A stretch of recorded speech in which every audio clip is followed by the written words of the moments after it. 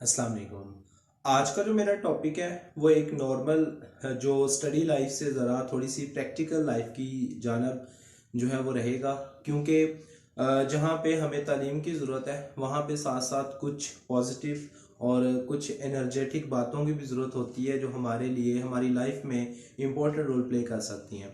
तो इसी वजह से मैंने आज सोचा कि आप लोगों से ये शेयर करता चलूँ कि किस तरह जो है वो हम नॉर्मल जो अपनी बिजी लाइफ है, स्ट्रेसफुल लाइफ है, और इसमें हर जो बंदा महंगाई से परेशान है या अपनी जो है वो डेली रूटीन से परेशान है या किसी दूसरे की वजह से परेशान है, तो वो किस तरह जो है वो एक हैप्पी लाइफ गुजार सकता है और उसमें किस तरह जो है वो एटलीस्ट जो है वो हम सेटिस्फाइड रह सकते हैं अपनी सिचुएशन से।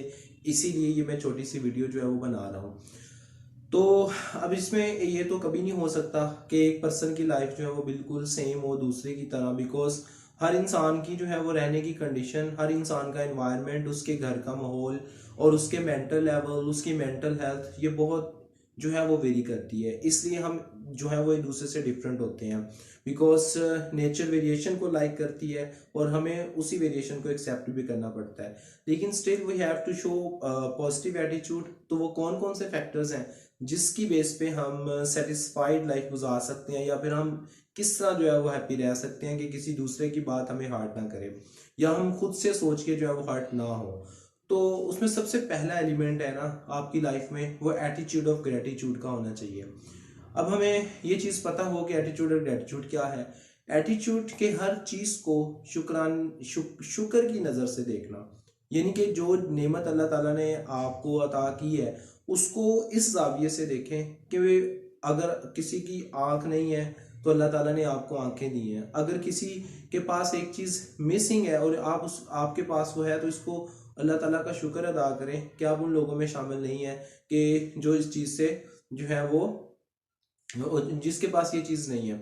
तो जब आप ये अपनी डेली रूटीन में एटीट्यूड ऑफ ग्रेटिट्यूड अपनाएंगे तो उससे आपको जो आपके पास चीज़ें मौजूद हैं उसकी कदर भी होगी और आप अल्लाह के भी ज़्यादा जो है वो करीब जाएंगे और आप शुक्र अदा करेंगे तो अल्लाह ताला आपको मज़ीद अपनी नेमतों से नवाजेगा। अमूमन यही होता है कि हम जो चीज़ हमारे पास नहीं होती वही हमें अच्छी लगती है और हम यही सोचते हैं कि काश ये मेरे पास चीज़ होती तो हम बहुत खुश होते, या फिर हम ये चीज़ लेके जो है वो शायद और ज़्यादा जो है वो अपनी ज़िंदगी को बेहतर कर सकते थे। लेकिन जो चीज़ आपके पास होती है वो भी फिर इस वजह से अपनी अहमियत खो देगी क्योंकि आपको उसकी कदर नहीं है। तो इसलिए अपनी डेली रूटीन में एटीट्यूड ऑफ ग्रेटिट्यूड को ज़रूर अपनाएं। दूसरी चीज़ है, don't compare yourself with others. अपनी ज़िंदगी का मुआवजा किसी दूसरे से ना करें। अब इसमें एक चीज़ बड़ी कॉमन है कि अगर आप अपनी ज़िंदगी का मुआवजा किसी दूसरे से करेंगे तो इससे क्या होगा कि आप एहसास से कमतरी का शिकार होंगे या फिर मायूसी का शिकार होंगे। मसलन अगर आपके पास एक बाइक है और किसी के पास गाड़ी है तो आप ये सोचेंगे कि वो मेरे पास गाड़ी क्यों नहीं है।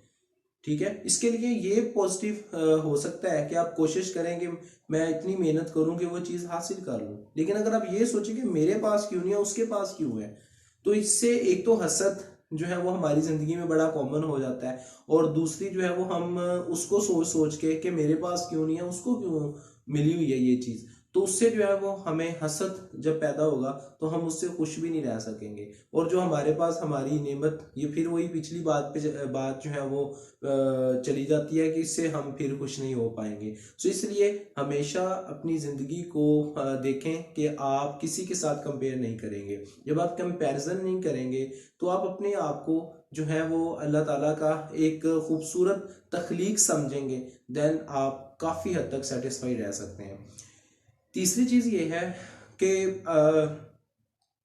इसमें कंपैरिजन के बाद जो हमारी लाइफ में बड़ी इंपॉर्टेंट है वो ये है कि हमें हेल्पिंग एटीट्यूड अपनाना चाहिए। हेल्पिंग एटीट्यूड ये है कि लेट्स सपोज कि जब हम किसी की हेल्प करते हैं तो उससे जो उस शख्स से हमारा एक तो रिलेशन बेहतर होगा, दूसरा जो है वो हमें इसकी मदद से हमारी भी बहुत सारी अनसीन जो है वो नेचर हमारी फिर मदद करती है। मसलन इसकी मैं एग्जांपल देता हूँ कि एक शख्स जो है वो मोटिवेशनल स्पीकर एक हॉल में जाता है, तो जैसे ही वो एंटर होता है तो वो हर एक को ना एक एक बैलून दे देता है, गुब्बारा, उसको कहता है कि इसको हवा भरो और हवा भर के इसमें जो है वो उसको ऊपर अपना जो है वो नाम लिख दो, और फिर वो सारे कमरे में बंद कर देता है गुब्बारों को। फिर वो सबको कहता है जाके ढूंढ के लाओ। तो जब वो अपने अपने नाम का ढूंढ के लाते हैं तो उनको बहुत टाइम लग जाता है कि किसी का कोई फट भी जाते हैं अंदर से बैलून्स, और किसी को मिलता नहीं है, कोई जो है वो ढूंढ लाता है। तो फिर वो जो है वो सबको एक एक बैलून देता है और उसके ऊपर फिर नाम लिखवाता है उनका उनसे, और फिर कहता है कमरे में जाओ और जिसका गुब्बारा जिसके हाथ में आए वो उसको देता जाए। तो उससे क्या हुआ इस एटीट्यूड से कि वो जब हर एक को जो जिस नाम का गुब्बारा मिल रहा था वो बिल्कुल एनी रैंडम मोमेंट वो उसको उठा के दे रहे थे।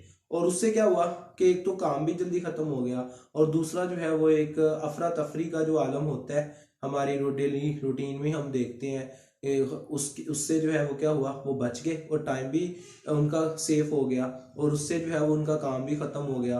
तो बात सिर्फ ये वो बताना चाह रहा था कि जब आप हेल्पिंग एटीट्यूड रखते हो ना, उसमें आपका जो नॉर्मल रूटीन का एक वर्क होता है उसमें फिर लोग भी आपकी हेल्प करते हैं। जब आप किसी की मदद नहीं करेंगे तो फिर अल्लाह भी आपकी मदद नहीं करता, बिकॉज अल्लाह उनकी मदद करते हैं जो दूसरों के काम आते हैं।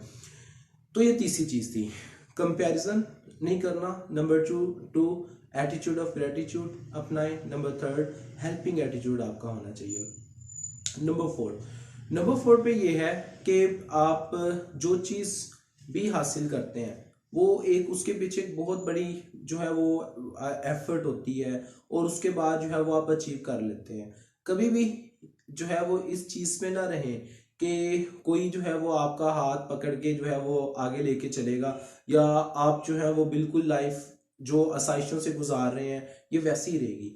थोड़ा सा हार्ड टाइम में अपने आप को, जो हार्ड टाइम आता है तो उसमें ज़रा ऑब्जर्व करें कि हार्ड टाइम के दौरान आपका एटीट्यूड क्या होता है। मसलन नॉर्मल रूटीन में हमारे पेरेंट्स हमें आसाइशें दे के हमें अच्छी लाइफ ही देना सिखाते हैं, और कभी भी हमें बुरे वक्त के लिए वो तैयार नहीं करते, बिकॉज एज ए पेरेंट उनको अच्छा लगता है कि वो अपने बच्चों की तमाम ख्वाहिशात को पूरा करें।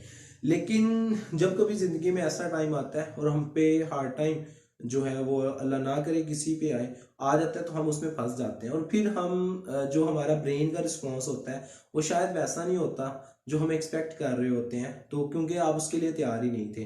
तो उस टाइम के लिए भी अपने आप को ज़रूर तैयार करें, और ख़ासकर जो पेरेंट्स हैं कि अपने बच्चे को ये चीज़ ज़रूर सिखाएं कि how can we response in a bad time, और उसमें हमारा एटीट्यूड, दूसरों से रवैया वो किस तरह होना चाहिए। ये सारी चीज़ें जो हैं वो पेरेंट्स जो है वो अपने बच्चों को सिखा सकते हैं। और इवन कि अगर पेरेंट्स से ये चीज़ मिसिंग है तो बच्चे खुद भी अपने आप को एनालाइज करें कि जब कोई चीज़ उनको नहीं मिलती तो उनको गुस्सा आता है, स्ट्रेस आती है, या वो किस तरह जो है वो इसके अंदर अपने आप को जो है वो कूल एंड काम करते हैं। तो एक तो और लास्ट पे दैट्स वेरी इंपॉर्टेंट, एंड वो हर टाइम हमें जो है वो हम डेली 5 दफ़ा जो है वो सुनते हैं कि अल्लाह ताला हमें कहते हैं कि आओ नमाज की तरफ, आओ फलाह की तरफ। तो बेसिकली असल कामयाबी का रास्ता यही है कि अगर हम इस स्ट्रेसफुल लाइफ में जो है वो ये रहना चाहते हैं कि किस तरह जो है वो हम भागते हैं अपनी जॉब के पीछे, अपनी रूटीन वर्क के पीछे, और अगर हम कुछ टाइम, और यकीन करें अगर 5 टाइम नमाज हम पढ़ते हैं तो उसमें हमारा टोटल टाइम ऑलमोस्ट बहुत कम लगता है, 1 घंटा। 24 आवर्स में टोटल नमाज का जो टाइम है वो आपको 5 नमाजों का 1 से 1.5 घंटा लगेगा। तो इससे आपकी ज़िंदगी में बहुत कामनेस, डिप्रेशन जो है वो दूर हो जाती है। And very last, try to live simple, क्योंकि सिंपल लाइफ जब होगी तो आप में ये चीज़ें कुछ भी नहीं होंगी, ना आप कंपेयर करेंगे, ना आप जो है वो अनसेटिस्फाइड रहेंगे, और ना ही आप जो है वो इस चीज़ के जो है वो दुख में रहेंगे कि वो चीज़ मेरे पास थी तो उसके पास थी, मेरे पास क्यों नहीं। तो सिंपलिसिटी में बरकत है, और आने वाला टाइम यकीनन हमें इस तरफ धकेल देगा कि हमने सिंपल रहते हुए अपनी जिम्मेदारियों को किस तरह जो है वो अदा करना है। होप सो कि आप ये जो 5-6 पॉइंट्स जो मैंने दूसरों की ज़िंदगियों में देखे हैं उनकी, और कुछ अपने आप में आप इनको फॉलो करके जो है वो किसी हद तक अपने आप को ज़रूर बेहतर बनाएंगे। Hope so you will like it. बहुत सारी दुआएं।